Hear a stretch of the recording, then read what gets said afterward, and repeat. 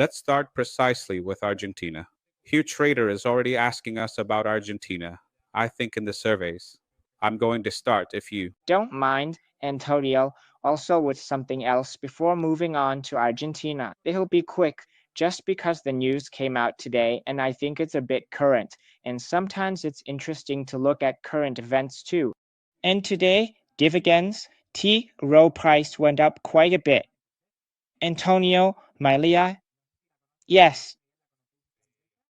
Yes, it's one of those funds, let's call it boutique and so on, that works really well in asset management. Yes. I haven't known it, to be honest. It's an asset manager, let's say a fund manager in the sense that it offers several solutions, mainly for retirement, but also for investment in general. They offer you some of their own funds that are actively managed. They also have ETFs, but obviously they're historically known for active management, and it's a classic dividend-paying company. We can see that it's performed very well. This is the 10-year chart where it went from 49 up to almost 200 in 2021, and then with the rise in interest rates and the stock market drop, etc., it suffered quite a bit because obviously the main metrics that stand out for this company are the assets they manage. They charge a fee based on the total volume of assets, and when the market drops, the assets and the funds drop as well. Now they have less assets under management, and on top of that, a lot of people are pulling their money out, right? So, well, it was moving sideways for a while, and today it went up quite a bit because it was announced that Goldman Sachs will buy $1 billion stake in the company. It's valued at about 20, maybe a little more, right? Maybe. So, well, it's a significant stake. And what interests me about this company, which I wanted to share with you and I think will be interesting, is to understand how accounting really tells us a lot about a company, or even more than we sometimes think. Because someone, for example, might look at the revenue trend and say, well, there's no problem at all. It's true 2021 was extraordinary, things dropped off, but starting to recover. That doesn't explain why this stock has suffered. We can see it the gross margin. We see it drops here in the operating margin. What might seem a minor detail to someone unfamiliar, you might ask, what does it mean if gross margin or operating margin drops? This tells us about the underlying business model. And if we consider what this company does, we can understand what's happening. We saw it had capital outflows. Even though its funds perform well, there are continuous outflows because with the rise of passive investing and ETFs, two things are happening. First, some investors now use these lower fee vehicles, and second, you must adapt your offering to this new trend of lower fees, and your margin takes a hit.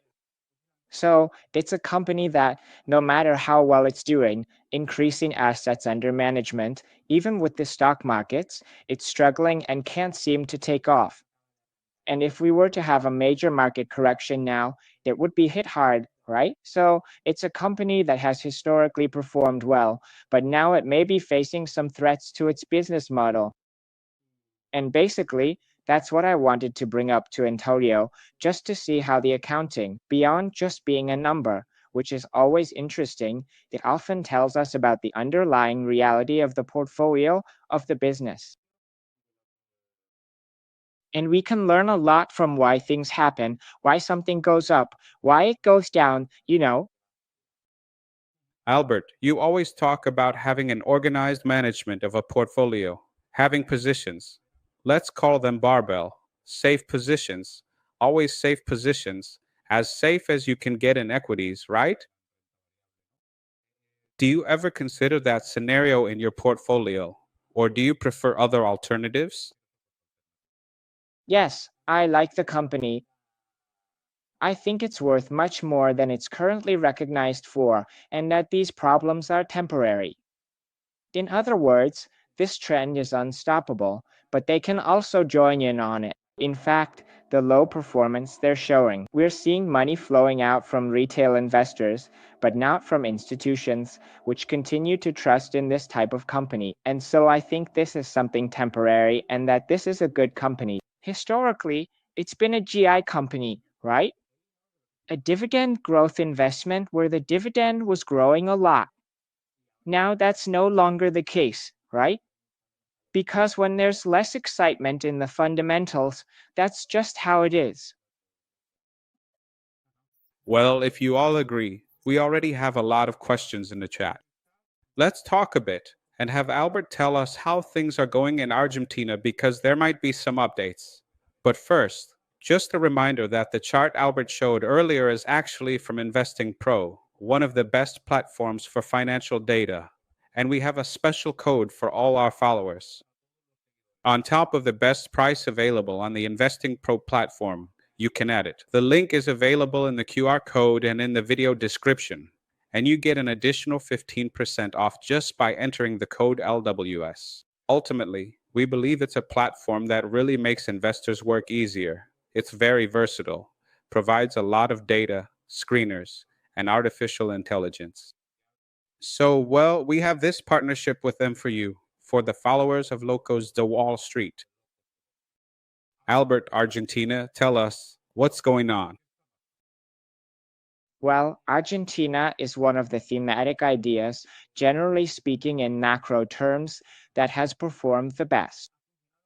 In 2024, it was one of the top performers overall. And why is this happening? Well, obviously because Javier Milei came in and implemented some very significant reforms, both economically and politically, but especially on the economic side, which is the most interesting part, where Argentina achieved a primary surplus and started putting things in order. Thank you. The country's finances. This resulted in inflation, which used to be in the triple digits, dropping. Now it's still at 34% annualized, which is honestly outrageous, but at least now you can actually live your life. They started to lift currency controls, reduce taxes in many areas, cut subsidies, and the size of the government was also reduced, and so on. In other words, a very good economic management that translated into a very strong performance of the stocks. So the obvious trade was, if this person, if Javier Milei can stay in charge of the government, can keep strengthening his position, because right now he's governing partly by decree and without support, right? In many cases, then, in the upcoming elections this year, in fact, just a month from now, he could strengthen his position and carry out his entire reform program, and this good performance of the stocks would continue. So, what's the issue? Well, there have been quite a few political scandals that have personally implicated him. You all probably remember everything that happened with the cryptocurrency, the whole mess, etc. Also now through his sister, and so on. So there's a lot of political noise right now, and even though the elections still look very promising, all the major analysis firms, the betting markets. You know, we follow Polymarket closely, which in the end is a real-time snapshot of the actual market sentiment from people who are putting their money on the line. Well, we see that he's the favorite, but it's unlikely he'll have such a clear majority. So right now, the volatility of these elections, how close they are, and how the political environment has gotten a bit messy have all weighed heavily on these elections, which have dropped sharply. The ones we follow, especially in our research and so on, are doing well fundamentally, but when it comes to price, some of them aren't helping as much. So, Argentina is dropping across the board, just like it rose across the board, because it's a macro trade and not a micro one. When something goes up, when a sector does really well, if oil goes to 100, everything related to oil will probably go up. When Argentina is doing well economically, there's political certainty, it's that everything will rise and also fall. So there are opportunities to distinguish what makes sense and what doesn't, whether we believe they can win, have a majority, and actually carry out their program. Albert, Because in the end, there are a lot of new followers joining los-locos-de-wall-street. The channel is growing a lot, so greetings to everyone. But the idea of Argentina has been around for a while, if you'll allow me to put it that way. Even before 𝗙𝗢𝗟𝗢𝗪𝗪 won the first elections, the ones that brought him to the Casa Rosada, we were already talking about it in research and advocating for a primary sector. Pardon the redundancy. That, when these countries go through this, well, in this case, suffer isn't really the right word, but when they experience this positive recovery that leans a bit toward economic liberalism and start moving away from more restrictive policies, the primary sector is always, again to stress the point, the first to take off, not construction, not banks, etc. Right now, how are you seeing the situation? Are we playing it in any way? We'll always try to give a bit of a hint without giving too much away. Well, we do have premium members who pay for up-to-date information, etc. But what can you share? Well, let's see. If you want, Castro, a bit as you said, from the premium side, right? What do you want us to talk about? For example, which sectors might be interesting, or how do you want to approach it? Yes. For example, are you looking at any particular sector in case there's a repeat of 𝗙𝗢𝗟𝗪𝗪's election wins and that's it? Let's say, a boost for this 4-year period. Are you keeping an eye on any specific one? No? That's right, yes. Exactly, to focus on everything. Well, look, first of all, if the elections go badly, and by badly I mean they don't win any part of the elections. In fact, this is the previous poll where he won the elections, and if you look there on the right, Antonio, where it shows the 3 flags, the Chilean and the 2 Argentine ones, the first one says, which party will win the majority of seats in these elections? Alright, so here, if you notice, if you click there, they give a 74% chance that it will be La Libertad Avanza, okay, which is Javier Milei's party, or now even more. Look here, 86, right? So most likely he's going to win the elections, okay? This already seems pretty clear. The question is by what margin and how much this will mean in terms of deals. In deals, right? In seats. And if he were to lose them? No. I didn't have my cursor on the most updated date. It's 76%. If he loses, meaning this fails or he wins few seats, ending up in the minority, has setback as you say, then investing in Argentina wouldn't make sense for me, at least in the short term. Because the risk that he won't be able to carry out any reforms, so everything he's done could end up being reversed, would be just too high. So, for me, this deal wouldn't be interesting anymore. So, everything I'm going to say now is based on the assumption that these results are positive, and that's the bet.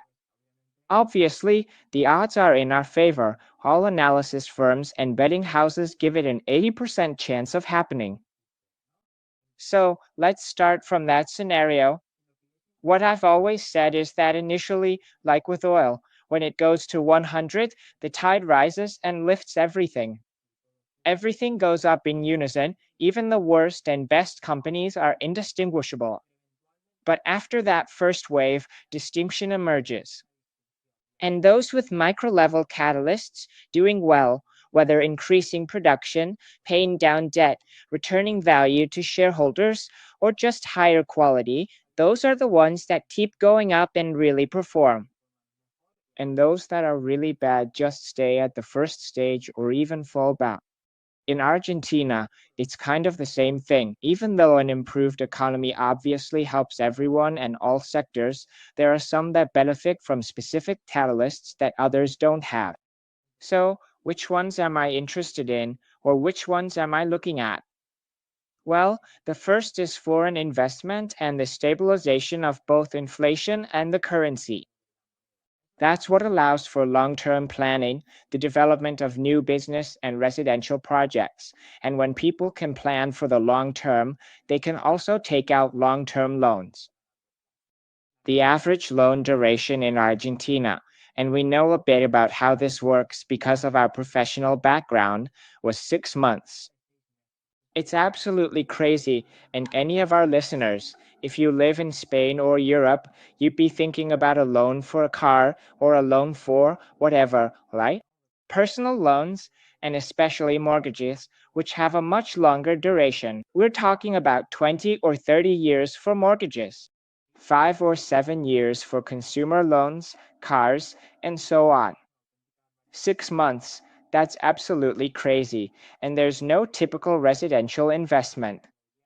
Mortgages, anything related to real estate, the best companies or banks, a bank like Grupo Galicia, could be interesting. Sectors with specific and excessive taxes, when a state needs to raise money, we saw it here in Europe with the windfall taxes on energy, and in Argentina it happened with other sectors. 𝗙𝗢𝗟𝗟𝗢𝗪 has said that this doesn't make sense, it doesn't make us competitive, and it's specifically hurting a sector of the population. What I'm going to do is, with spending cuts and the surplus I have, I'll try to start removing all these absurd taxes. And there are some sectors that are now being deregulated and having their taxes removed. So those are the ones I look at as specific micro-catalysts that could take off or perform better. Milia, Argentina. Do you have it on your investment radar? Do you have any company there? Well, honestly, the one I read the most these days is Albert. It's kind of the opposite for me compared to China. Because in China, there's the risk that the government could suddenly take away all your competitive advantages. Competition is fierce, but what's positive about China is that it has a long-term plan, which is something that makes me a bit uneasy about Argentina in the short term, because in the end I'm still not sure if 𝗙𝗢𝗟𝗟𝗪𝗪 will stay on, and as for the other candidates, I honestly don't know much about them. But most likely, in the end, culture has a lot of inertia, and the other candidates will probably go back to double-digit inflation and make things worse for the country. So, for now, there are opportunities in many places.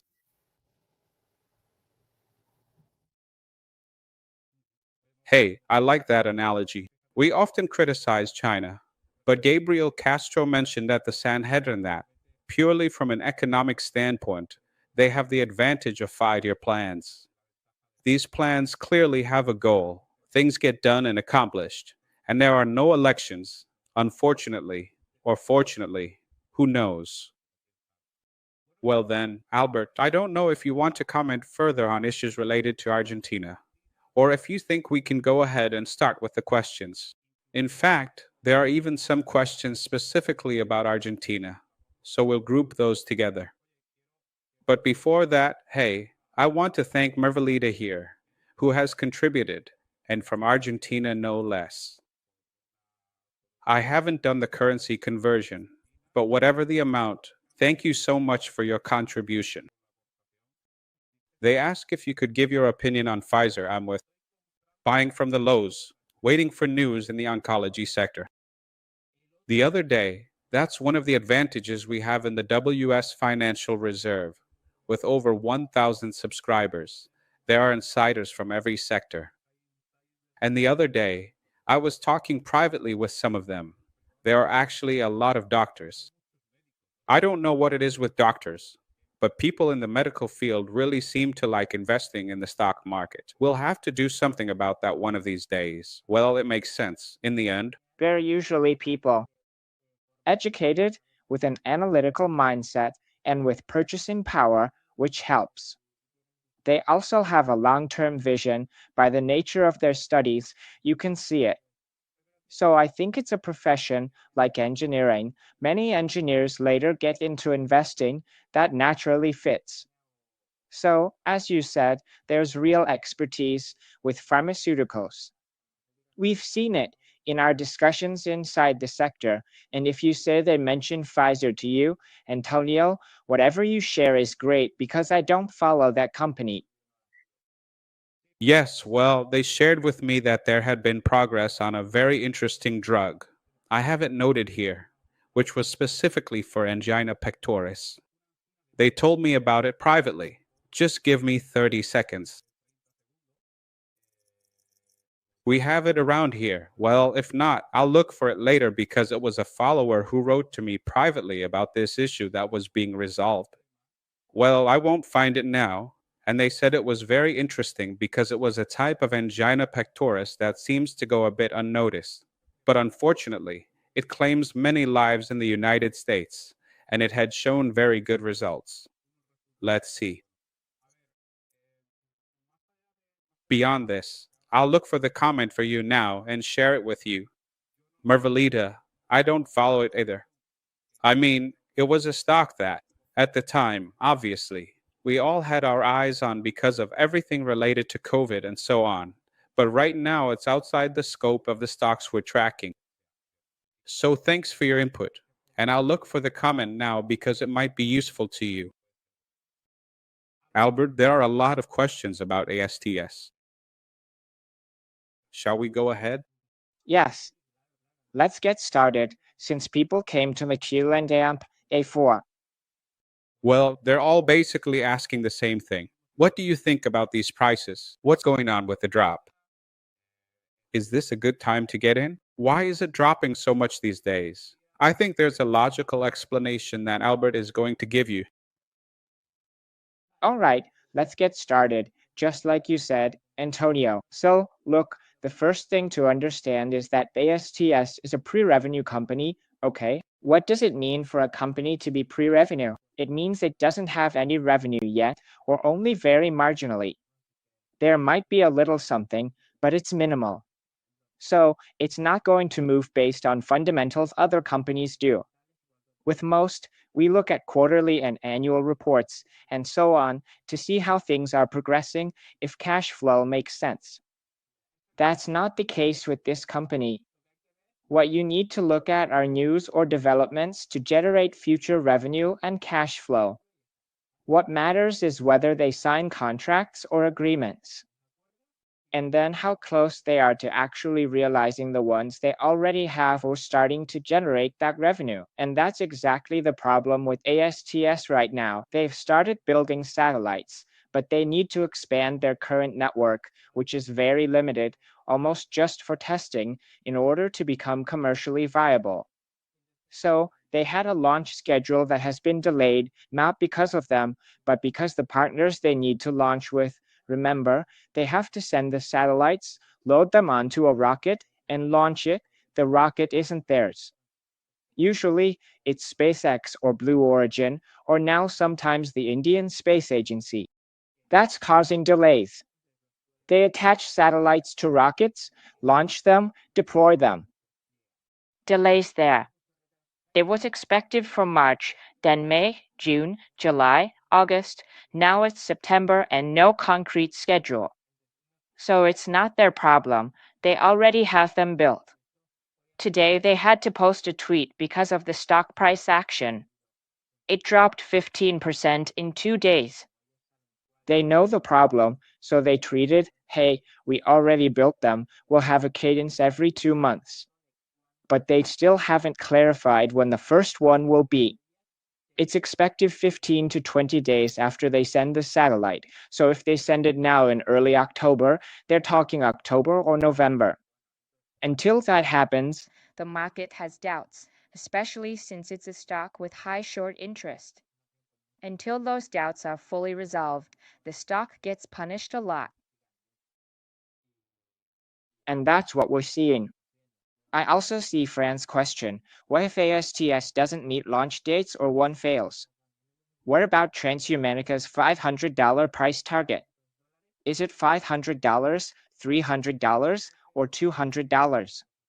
The potential is huge.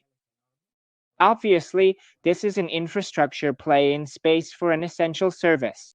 We also saw they held a conference, or rather, gave a presentation at an investment banking conference this week. They announced several pending contracts or initiatives with the government, the Department of Defense, etc. The technology is interesting, has potential, but they must execute first. So, if launches get delayed or a rocket explodes, they'll be punished even more.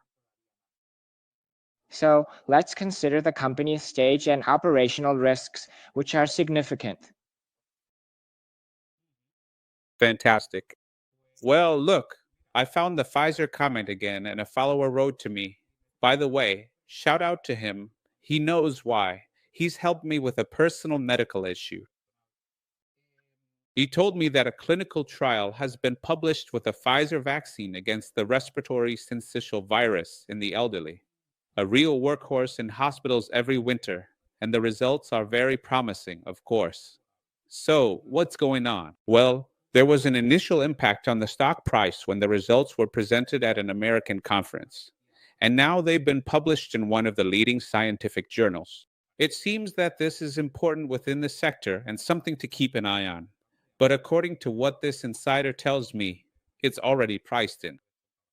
Well, that's the information. I hope it was useful to you firsthand, Albert. We're also being asked about another company that we could compare, though, of course, their business models are very different, and that's ASPI.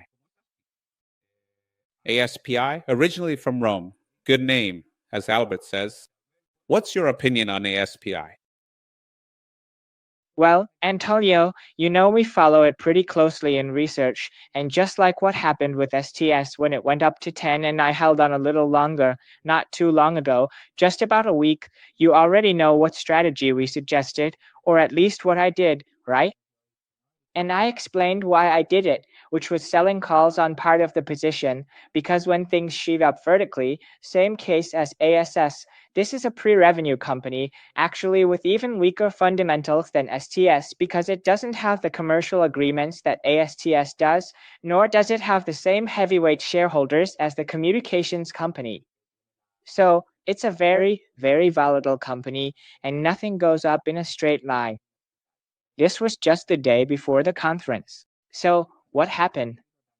Why did this drop so much? Honestly, it's a bit harder to interpret because they did a pre-release. In fact, they announced that they had already sent out samples, what they call samples, of 2 of the enriched isotopes they're producing at a plant, and that they also had plans to build 3 new plants. That's really good news. But what's the doubt here? Well, it's whether they can actually produce it in commercial quantities and to the specifications their clients need. And in that case, if that's true, if these samples are well received and meet the required specs, we'll see contracts.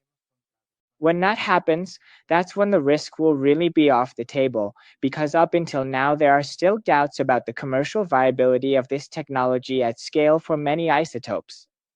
And then, for the enriched uranium part, the tricky part, all the applications this has in medicine, nuclear energy, and so on, they're huge. There are so many tailwinds, and to me, the potential is just enormous. But you also have to understand what kind of company this is. As we were saying, it doesn't have revenue yet, its commercial viability at scale hasn't been approved, and so you have to treat it as such.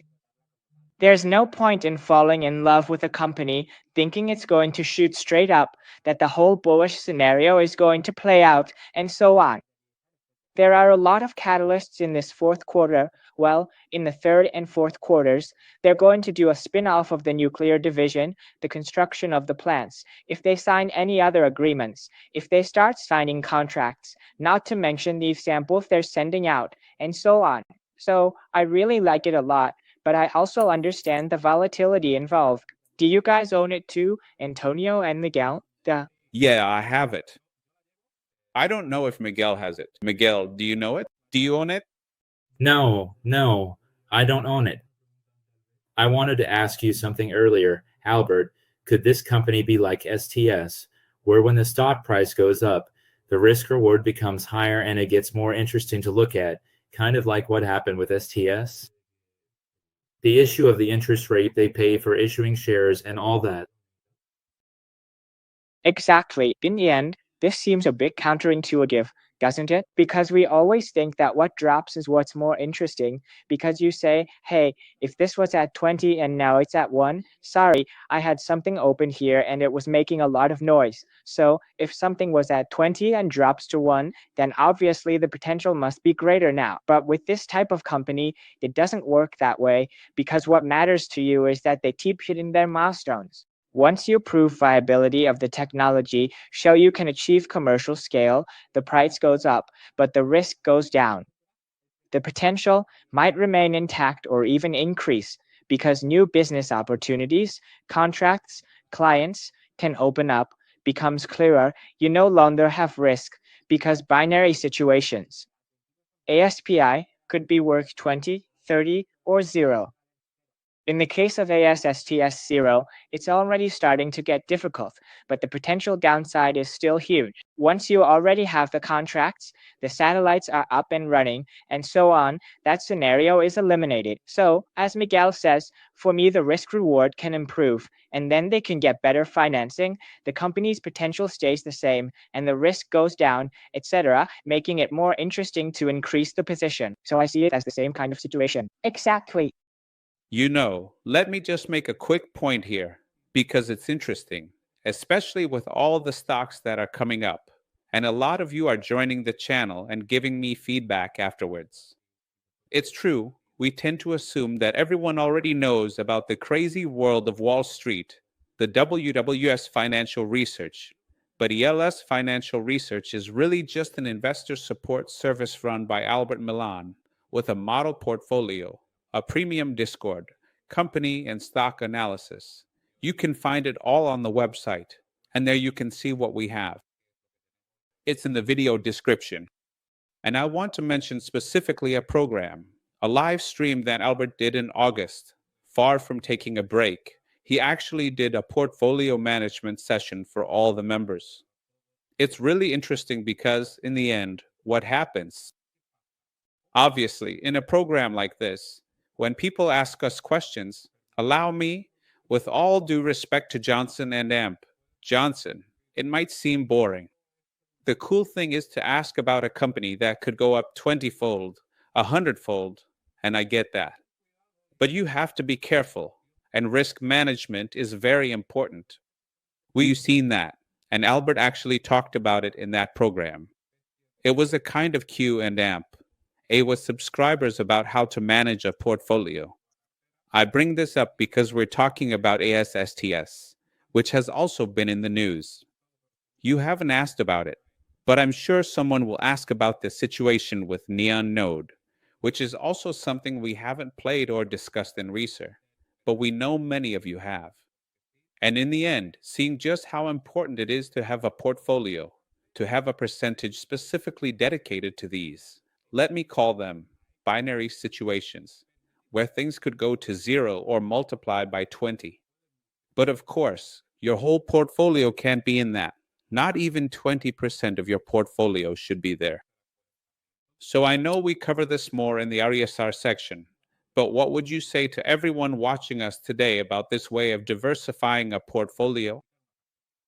Anton, what you said is most important. Finding good ideas is easy.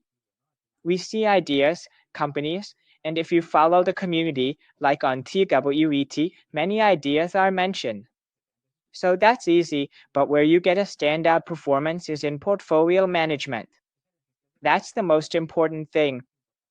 So I see that it's just human nature. There's no one to blame. It's just how it is, that what we all want is to hit the jackpot.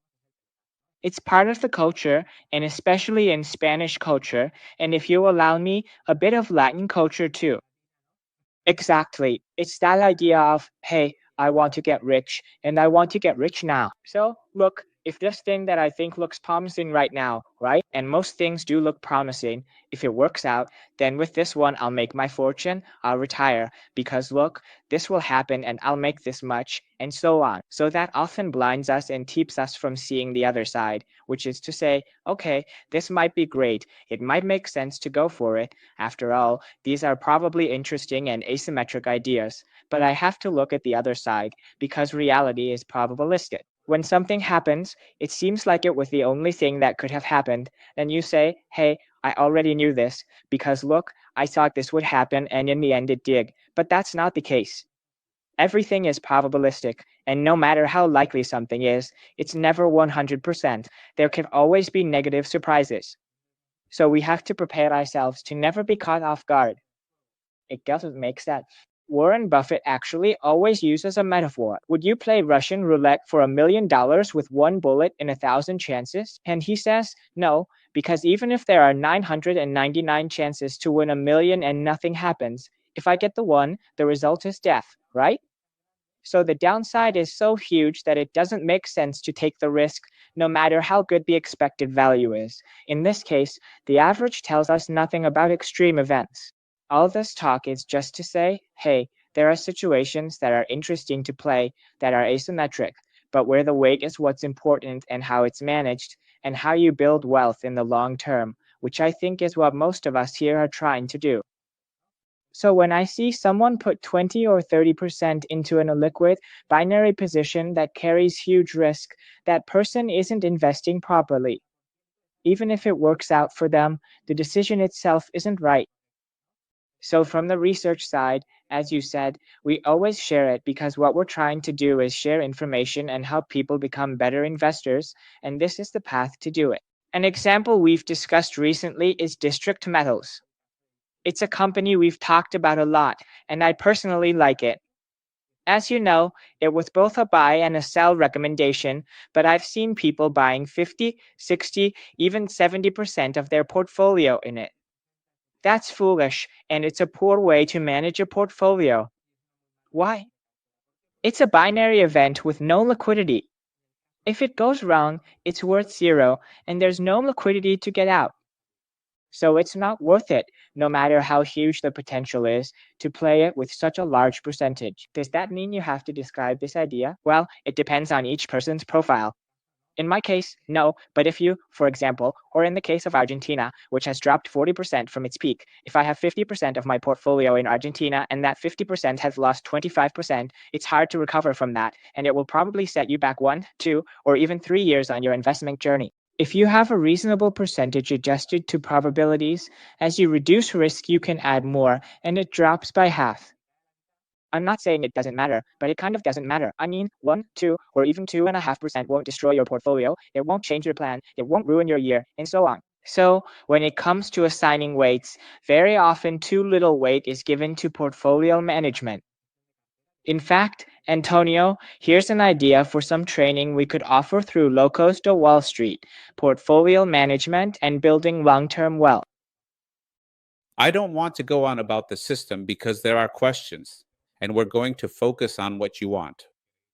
You want to talk about companies, but the other day I was chatting privately with a subscriber who said, "Hey Antonio, I see Golar is at 45 and all, but my scenario is for it to go up to 65. That doesn't even double my money." And I said, damn, we're turning into something where if we don't have the chance for a 5x or 10x, it's not good enough. And it's actually the complete opposite. Really, it's the complete opposite. You have to keep that in mind when managing your portfolio. Well, If you'll allow me to give some advice, I always do. Also, well, a piece of advice, something I apply myself, is that you should first look at the downside scenario. In other words, focus on how much the company could fall, and only then look at how much it could rise. Because in the end, if you protect yourself from the downside, even if it doesn't go up that much, you won't be putting your wealth at risk in the long run. That's what I try to apply with my limited knowledge. at least with a sober percentage of your portfolio, or a stable percentage, say 80 to 90%. What Miguel said, I agree with 100%. And then you can allocate, say, 10% of your portfolio. Like he mentioned, take 10% and pick 5 or 6 speculative companies, put about 2% in each, and if they do well, just let them run. You see, there are a lot of questions about many companies. Do you want me to start picking them out? Is there any specific one you want to talk about? Let's go for it. Antonio, you go ahead and put them out. All right, perfect. 𝗙𝗢𝗟𝗟𝗢𝗪 is asking us about the medical sector. Today, You actually posted some news about an insider purchase in the Warrior Metal Discord in the coal sector. He asks if you consider entering right now or if you prefer to wait, and if so, until when, what are the catalysts? Look, for me, Javier, we've already gotten through the bottom of the cycle. In other words, the worst is over, and that doesn't mean the recovery will happen tomorrow. It means that we also shared a table in the research where we looked at the margins companies have had over the past year, and we saw that nobody is making money except for 2 or 3 companies, and even then, the margins are tiny. So when no one is making money in a commodities sector, it usually signals a turning point, or at least, well, obviously it can drag on for a while, but not indefinitely, because it's not sustainable for everyone to be unprofitable. In this case, there are hardly any new supply projects. All of them are coming online now, like Blue Creek, the ones we've seen with Centurion, etc., and that has created a temporary surplus along with the economic weakness we're seeing in the cycle, especially in China, which has driven prices down. They've dropped from the peak 400 and so on to 200, 180, or even lower now. As I said, we've already passed through the valley. We're in the recovery phase, which we'll see unfold over the next year and into 2027. So it depends on your time horizon and your investor profile. For those of us who follow the capital cycle, like I do, it's interesting because I like, well, the BRIP companies, right? AMR, Warrior, Whitehaven, and a bit less in the case of CNR, etc. So there are only a few listed companies, maybe 7 or 8 listed companies, so it's easy to filter. The Stanmore part could also fit for us, etc., for the MER. So I think the bottom of the cycle has already passed, and obviously it depends on your investment approach, etc., but these are starting to look like interesting opportunities if you have a 2 or 3-year outlook. Javier Gonzalez is asking you about Dynacor, which has provided an update on the progress of its expansion in different locations. Does it look good for 2026? Aren't you worried about expanding into Africa? Well, it's not the best jurisdiction in the world in terms of continent, and the countries they've chosen are pretty good, especially Senegal, which is quite good within Africa for what the country is, the continent. It's really not bad, and they don't have much choice because their artisanal mining model is mostly found in South America and Africa. On a large scale, you could only do it in those 2 places. Either you go to one, where they're already expanding into Ecuador and they already have operations in Peru, or you go to the other. So, if things are done right, there shouldn't be a problem. What's interesting here, Antonio, is what you're showing. If you click, for example, on the financials section, we can see what kind of company this is. We tend to forget that, regardless of the price of gold, its stock price has compounded at 24% annually, which is no small feat. We can see the revenues, profits, cash flow, it pays a monthly dividend, has done buybacks, and while it's true that it recently did a capital increase to buy a plant, overall it's a company that has done everything right. So, well, let's give this management some leeway. As we were saying, sometimes there's a lot of impatience, wanting things right now, thinking it has to happen immediately. An expansion, and in this case, building the plant, optimizing them, and developing the network of contacts, well, that all takes some time. So that's all there is to it. But here we see that the cash flow, part of it is due to capex, because they expanded the plant, Antonio, but if you look a bit higher up at the operating cash flow, just a bit higher at cash from operations, then we can see that except for 1 year, it's always been positive, regardless of the gold price, etc. And which year is missing? Just so you understand how it works, on investing it shows you fiscal year and fiscal year minus something, right? Well, it's -5. Do you want to know which one? Well, it's the COVID period. So, in 2018, they made a business change, expanded the plants, and that depressed these numbers. So, well, there isn't any. I really like it. It looks very promising, like you said, for 2026 to 2027, and in Africa, it's due to artisanal mining there. Let's move on to more questions. Alejandro Pena is also asking us here, Alvar, do you have an opinion on Manolete, partner? It seems like it's starting to wake up. All the KPIs are at their highest, except for the average price per completed case, which is also expected to recover. Yeah, well, I don't know it personally. I mean, I don't follow it myself. But, for example, you all probably know the thesis from a Twitter user who also writes on Substain, right?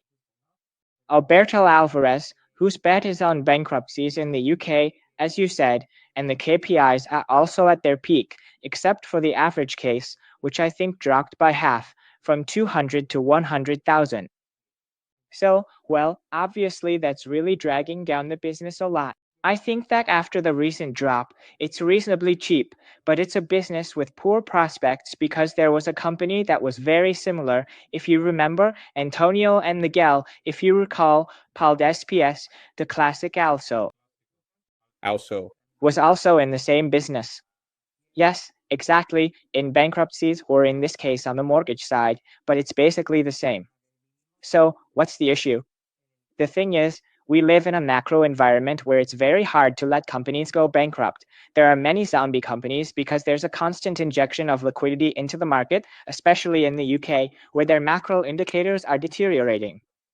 So the potential, I think at these prices it could be interesting because it's dropped 70 or 80%. And obviously, as you said, the KPIs are improving, but let's not kid ourselves into thinking this is going to go much higher.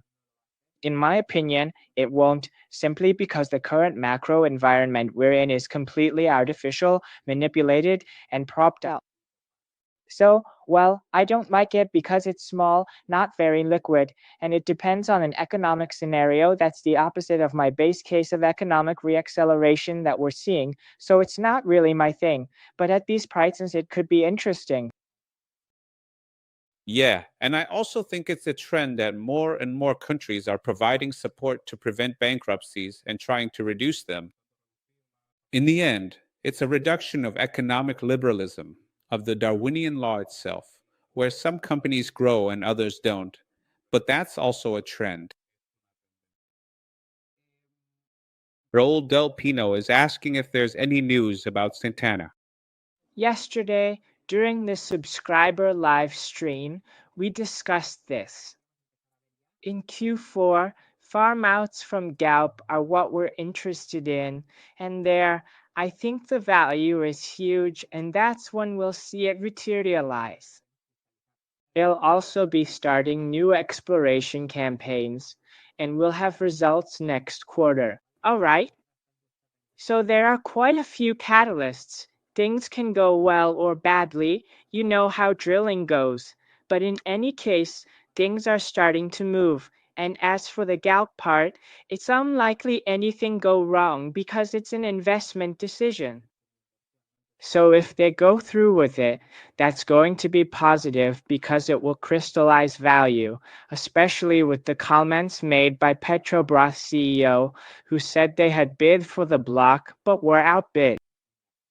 So I think we're already at the end of the process. Miguel, here's one for you, Miguel. For those who don't know, he took the analysis and modeling course with us and presented his thesis to the other students, using his model as a sort of final project and all that. It was super thorough, and even Edgar Ijo himself saw it. Damn, it's really well done. Basic Fit, a company I think a lot of us know, this gym chain that's also part of Gabriel Castro's portfolio. And you've really put in a lot of work analyzing the thesis, models, target price, and all that. How do you see it? Well, they presented their results recently, and the stock dropped about 10% when they announced, mainly because of the debt issue. In the end, they're super leveraged. Although, Javier, I recommend that with this company you really need to do a thorough job with IFRS, because the lease issue is included and it makes it look like they're much more in debt than they actually are. In the end, the results, in my opinion, were good. The thing is, they had promised they would continue expanding using operating cash flow by reducing the number of gyms, but the debt keeps increasing anyway. So, the company was penalized quite a bit and dropped to around 18 euros, but honestly, now it's still trading at about 25. Nothing has really happened to the stock price. Fundamentally, we really should wait for the next earnings report to see if they manage to finance that growth without taking on more debt. And for now, that's about it. Well, Antonio, they also mentioned that it could. There could be a takeover bid for Plains Fitness, but that's about it as well. All right, we'll be keeping a close eye on it. Albert, the fitness sector is your thing. Obviously, you know it. And I'm sure you've even talked to Gabriel Kassler at some point. Yes, with... I've talked with Gabriel, but here I defer to Miguel, who knows inside out. So, where there's a captain, the sailor doesn't give orders. When someone knows their stuff, you have to let them explain. Well, Miguel, hey, we'll keep working on that thesis. And who knows, maybe one of these days we'll release it and all that. So, yeah, because it was a fantastic piece of work. We also want to thank Enrique Palma here, who has donated €1 to us. Okay. And he says, thanks for the information, but he mentions a company called VIB. They've released their results, and they've been really good, but I don't know which VIP. Antonio, I showed it to you at the Sanhedrin, but you're not paying attention. I get that you would. But that was a long time ago, right?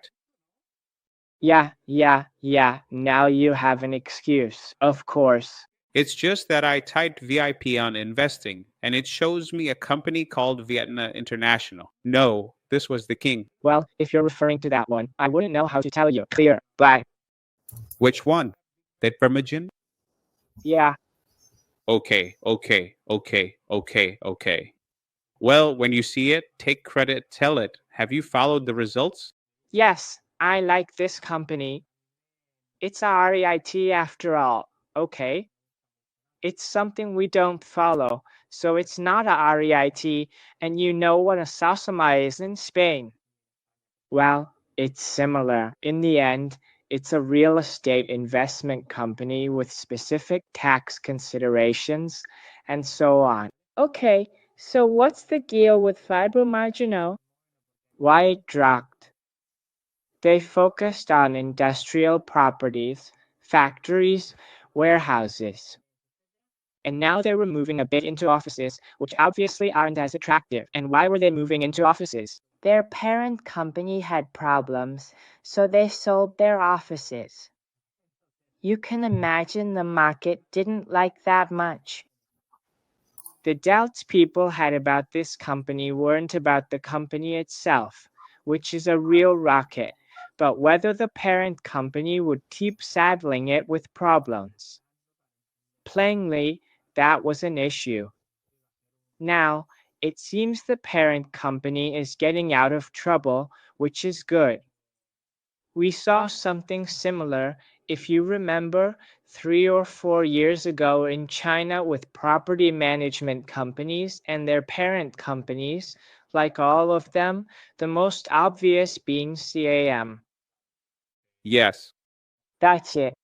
For VIP, they've reported results, as Enrique tells us, and I thank him for the donation. Spectacular profit growth of 16%, revenue up 20%, their debt is going down, the interest rate they pay on debt is dropping, and their FFO is rising. You already know what's important, not the accounting numbers, but the FFO, which is at €1.45. This was trading at 7 not long ago, so you can imagine things aren't clear.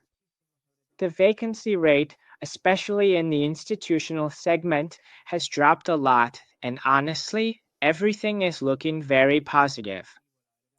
So it's taking off like a rocket, and I'm glad you were able to follow that thesis we presented, and if you invested, you're benefiting. Here they say that I'm also signing up for the portfolio creation. Juan, I'm really good at it. Thank you very much, Juan, for the comment. And they're also asking us what you think about DTA after today's drop. Well, today's drop and the whole sector's decline. Because, of course, when it comes to the IT sector, it seems like people only talk about Nagarro. It's a sector that's really taking a beating. You know, it's a sector I've been talking to you about I don't know, for years or so easily. You've never liked it, unless you tell me otherwise, because you've never invested in it, and I've never seen you interested in any company in that sector. But that typical phrase, everything has a price, applies to this sector, doesn't it? Everything has a price, and when cheap enough, it becomes interesting regardless of sector. The issue with these companies? It's a commoditized sector, increasingly so with AI, and traded at nonsensical multiples. So, minus 30. This is a tough blow for Nagarro today. It was trading at 210, now around 50. These companies suffered because they were super hyped in 2021 when everything was going up, all tech sector and so on. The multiples they traded at and expected growth made no sense. In the end, it's a very cyclical sector, not capital, but economy. What seemed like a one-year delay, as people said, no, digitalization projects must happen, maybe delayed a year but done. Now we see it's been 3 or 4 years and things still haven't taken off. Plus, their cash cycle doesn't help with all the factoring. So it's a bad business, a commodity, and everything has a price, as you said, but not the price they had recently. Let's see. Miguel, you obviously know this sector. What do you think about it? I also know that, well, you've prepared some things about working capital and so on. How do you see it? Well, yes, Albert, I agree. These are companies that really struggle with working capital, and as we discussed recently, Antonio, consulting firms are being hit hard by artificial intelligence. I've worked at a Big Four, and I also know they're having a tough time. I don't know if you saw the news that hiring for junior staff is dropping a lot. In the end, as Albert says, it's a pretty commoditized business, and for me too. I mean, it made me think about how people often place a lot of value on company culture. In fact, I heard that the Big Four had a culture that, if they had gone public, would have been really interesting. But I've always heard it said that everything has a price, and you shouldn't always have to pay extra for it, and that's what I think. You know, unfortunately, this is also a hot topic. We all know it. The Spanish cycling industry is being boycotted due to issues related to Israel, and this is open, and Oliveira is asking us about it. Hi, I have a general question about Israeli companies. Well, I don't know if being Israeli could end up causing a boycott because of the conflict in Palestine, for example. You were also talking about another brand, CyberArk, which is also Israeli, right? Can you confirm if you think something similar could happen? I understand where Isaac is coming from.